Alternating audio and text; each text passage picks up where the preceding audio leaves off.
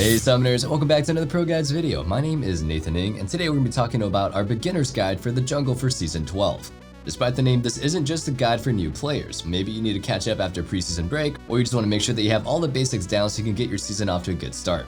As you can tell, my voice is a little bit congested, and I've been sick for a little bit. I just hope it's not what you guys think. You know, sick of League of Legends. I can never be tired of this game. That's why we have this guide out for you today. Wherever you stand, you're guaranteed to learn something from this video. Also, before we get started, I do want to take a minute to tell you guys about ProGuides.com. We have courses from all your favorite streamers and pros to really help you understand how to play the right way. And if you want a more personalized experience, we have coaches available 24/7 ready to help you guys become the best. Our coaches are top tier players that have spent years climbing the solo queue ladder to get where they are now, and they're ready to share everything that they've learned with you. The new season is just around the corner, so if you're serious about making Season 12 this season where you finally reach your goals, then you should really consider heading over to our site. The link for that is in the description box below. Now let's get started. So, the first thing that we need to look at is what's new in the season, and how things may affect the jungle. Since the preseason is a downtime where ranked games don't really matter nearly as much as the rest of the year, it's a time where Riot implements all of their crazy new ideas and systems to the game. For example, last year brought us the item system revamp, which was a huge change. We were introduced to mythic items, which were meant to completely redefine your playstyle. Riot isn't completely set on the new items either, so we've got some changes to talk about a little bit later. But this year, the biggest change that we saw was the addition of the new CHEMTECH and HEXTECH dragons. The HEXTECH dragon in particular allows for some interesting plays. When that dragon is chosen to be Dragon Soul, that elemental rift gives hex gates that allows you to traverse the map. This can be used to make it from one side of the map's blue buff right behind to the other side's red buff. While pretty niche, this does open up some unique playmaking situations. For example, you normally don't have to have flash up as Lee Sin to reach a backliner in teamfights. If you don't have flash up, you're pretty much just limited to peel duty. But with the hex gates, you can potentially get behind the enemy team and then get that game-winning insect with ease. The CHEMTECH Dragon Rift plays more into the early game. Getting permanent camouflage in your jungle means that it's a little bit harder for deep wards to track you as you move around. Aside from those dragons, the other big change that we've seen is the addition of some new items to the game. New things in League are generally pretty strong at first and are usually fine-tuned down to an acceptable level. Going into Season 12, Crown of the Shattered Queen is easily the strongest item that Riot has added into League of Legends ever. It's a fantastic defensive option for any mage, giving both movement speed and flat AP as its mythic passive. While the champs that are played in the jungle aren't really crown abusers, the item existing still affects what champion picks are good. For example, Nocturne is now much a weaker pick if the enemy carry tries to build it. It completely shuts down what he wants to do. The other big item that comes into play is Axiom Mark. This item isn't quite as game-breaking as Crown, since it requires the user to be ahead to really get value out of it, but when you are able to get the lead, being able to get your ult up quicker can be huge for champions like Vi or Qiyana that rely on those long cooldowns to make anything happen on the map. Riot seems pretty happy with where things are in the preseason.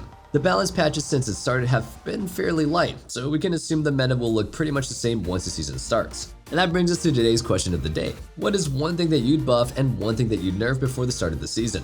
For me, Crown is still insanely overtuned, and I'd like to see it hit hard. Taking away AP from it was the most placebo change I've ever seen. As far as buffs, Maw Memorius is just still the worst thing in League of Legends, aside from Teemo, but he's a champion. Anyway, that item needs buffs bad. But that's just me, we want to hear from you. Let us know what you guys think in the comments down below.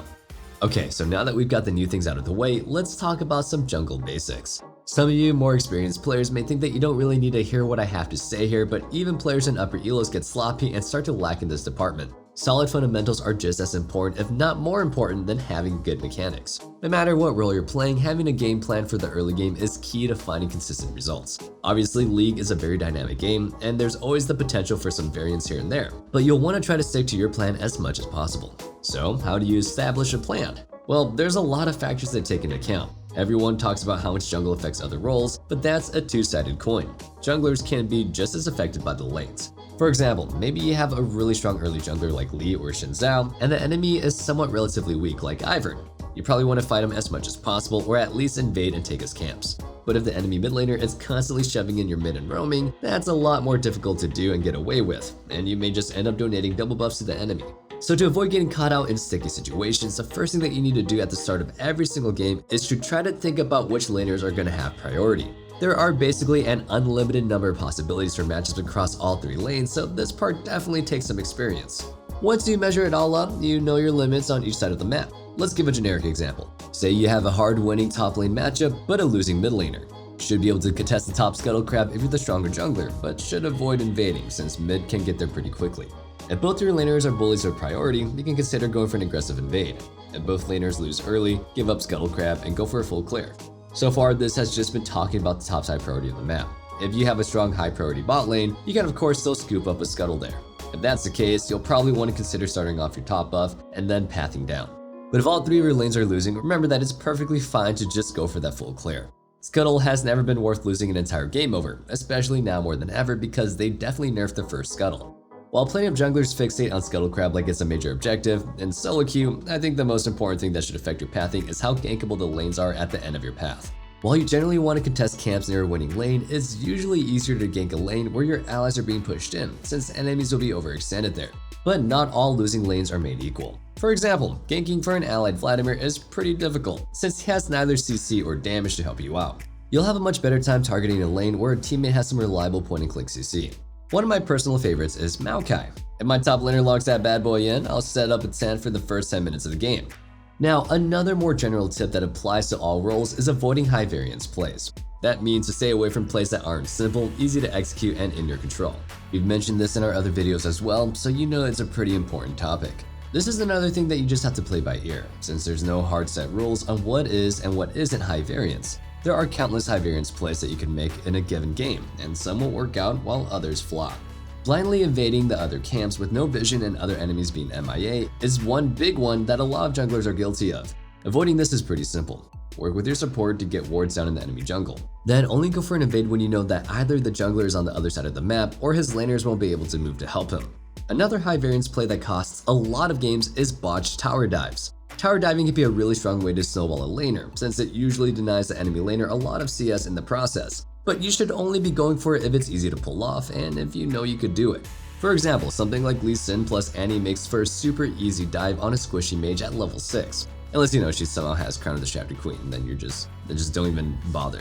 If you're gonna go for a dive with Nidalee and Aurelia against Vladimir, there are a lot of ways it could go wrong. Instead of forcing bad 2v1 dives, you go for a 4-man dive bot lane or a 3-man top for a much better chance of success. Or just go for the super safe option of invading the enemy raptors or wolves since your mid laner has so much pressure. Now that we've covered ganks, let's talk about dragons next. Plenty of junglers fail so badly when it comes to objective control. Dragon Soul has been the most consistent win condition in League of Legends since they've introduced it. Yet I see time and time again junglers have a winning bot lane but refuses to use all of that to their advantage. Rather than playing to support their bot lane and take dragons, they'd rather wait for the bot lane to get ganked, then invade the enemy topside for grump. Then they wonder why they get stuck in their elo. Don't be that guy. If you have a winning bot lane, you should be killing the first dragon within a minute of it spawning. Then play to control the bot side, get vision in the enemy jungle, and secure the next 2 dragons to put your team on an early soul point. Being on soul point gives a massive macro advantage to your team and applies a ton of pressure to the enemies. The enemy team is pretty much forced to contest every dragon spawn after, and if you're ahead enough, that basically means that you'll be able to ace them for free. Controlling dragons is obviously going to be harder when your bot lane is the one losing, but it's still very possible. There are 2 general things I look for when I'm in this situation. The first and easiest is waiting for the enemy bot lane to go for a reset and then immediately rushing dragon to do it before they come back. You still want your bot lane to be around to make sure that that enemy jungler doesn't come to contest you. The second one is going for a dragon when you know the enemy jungler is 100% topside. This is better suited for junglers that are really good at soloing dragon, like Nunu or Warwick.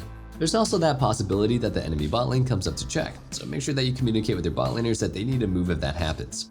The last thing that we'll talk about is your job outside of the early game. A lot of junglers look really lost in the mid to late game stages of the game, especially when behind. Your game plan for those points in the game are gonna vary depending on a lot of different factors. What's the state of the game? Who are you playing? Does one team outscale the other? There are just a few things that you have to think about. It's impossible to cover all of them in one video, but here's a little bit of a general advice. Learn when to give up farm and when to keep it. If you're playing a carry like Yi or Graves, you should keep your farm all game, unless somebody needs a single camp to just grab a huge power spike before an objective spawns. But when you're playing a more supportive pick like a tank or a bruiser that falls off, you may reach a point where you don't need to keep every single camp to yourself. A hyper carry or control mage is going to do a lot more with that gold once you get past 2 or 3 items. I'm not saying to give up every single camp, but just learn to share. Another skill that you're going to want to learn is how to work with your support. Support and jungle are considered the most broken roles in League, and not because of how OP the champs in those roles are, but because of how much they influence the map. That's because they don't have to plant themselves in a lane to soak up farm constantly. You're both going to be able to move around much more freely. You may be fine to go where you want, but a squishy enchanter isn't going to have a great time face checking the enemy jungle. So escort them to secure vision, especially before a big objective is about to spawn. The last bit of advice is knowing your role in teamfights. This is another thing that is obviously going to vary depending on who you play, but try to be conscious of both what the team comps are and what you're trying to do. Let's say you're a Skarner. The only objective in your mind is to ult an enemy ADC and pull them into your team. In a lot of instances, that may be a good plan, but if your entire team comp is centered around your hypercarry like Jinx, and she's being dove by an assassin or bruiser, then you probably need a peel. I've seen so many people rage that their team isn't following up on their pick or engage, but that's because they aren't aware of what's happening behind them as they go in. This doesn't just apply to tanks and support type champs either. Sometimes, rather than just playing to assassinate the backline as Z or Kha'Zix, you have to front to back with your team. This is another skill that takes a little bit of experience to build up, since you have to understand how 5v5s are going to play out based on team comps. And I'm not kidding when I say this, ARAM really helps with this. Anyway, hopefully you'll be a little bit more conscious about it. That wraps up our beginner's guide to jungling for Season 12. Hope you guys enjoyed the video, and if you did, make sure you sub so you never miss out on our content like this. Remember to let us know what needs buffs and what needs nerfs in the comments down below. And one last thing, don't forget to check out our Discord in the description box below, where you can go ahead and discuss League further or just hang out and be part of our community. I can't wait to see you guys back in the next video, but until next time, stay safe, stay healthy, and have a wonderful day. Peace.